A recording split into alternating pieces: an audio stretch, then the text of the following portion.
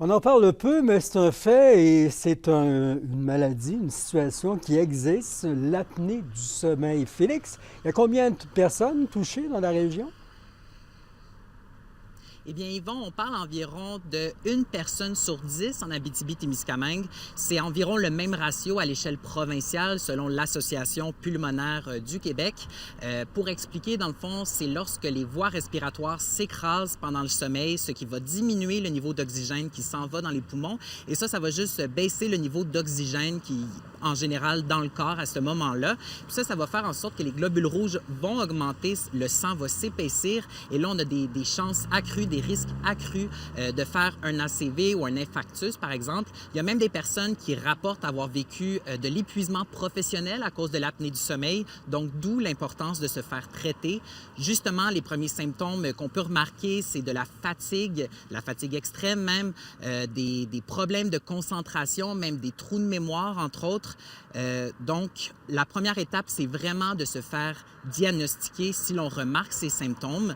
Et dans la région, bon, on peut aller se faire diagnostiquer au réseau public, mais là, c'est environ c'est environ de 6 mois à 1 an et demi d'attente. Puis si on passe par une clinique privée, bien, c'est sûr que le délai d'attente est moindre. Mais par contre, ce qu'il faut savoir, c'est que le traitement, donc la machine CPAP qu'on appelle, n'est pas couvert par la RAMQ et elle coûte environ de 1 750 à environ 2 100 $.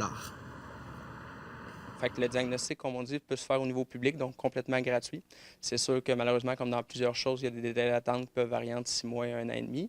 Ça peut être fait au privé très rapidement, dans 30 jours, mais le bout du diagnostic mène à une prescription et cette prescription-là, on est obligé en effet d'aller dans une clinique à ce moment-là qu'on va appeler privée pour acheter l'appareil. Fait que qu'est-ce qui peut rembourser cet appareil-là? Bien, les assurances privées vont le faire, les assurances collectives. Donc, possibilité aussi d'avoir de l'aide là, au niveau, par exemple, de la ressource ici en Abitibi. Félix, le syndrome existe, mais est-ce qu'il prend de plus en plus de place avec le temps? Bien, en fait, Yvon, c'est pas qu'il y a plus de gens qui en font, c'est juste qu'il y a plus de gens qui se font diagnostiquer. Donc, le ratio de personnes qui font de l'apnée du sommeil avant versus maintenant, c'est environ le même. Comme vous le disiez, Yvon, l'apnée du sommeil est méconnue, c'est peu parlé, mais c'est aujourd'hui de moins en moins tabou. Donc, il y a moins de gens aujourd'hui qui hésitent avant d'aller consulter. Et l'accès à la technologie aussi, qui a permis des avancées dans le domaine, donc qui ont permis l'accès au traitement au grand public. Merci, Félix.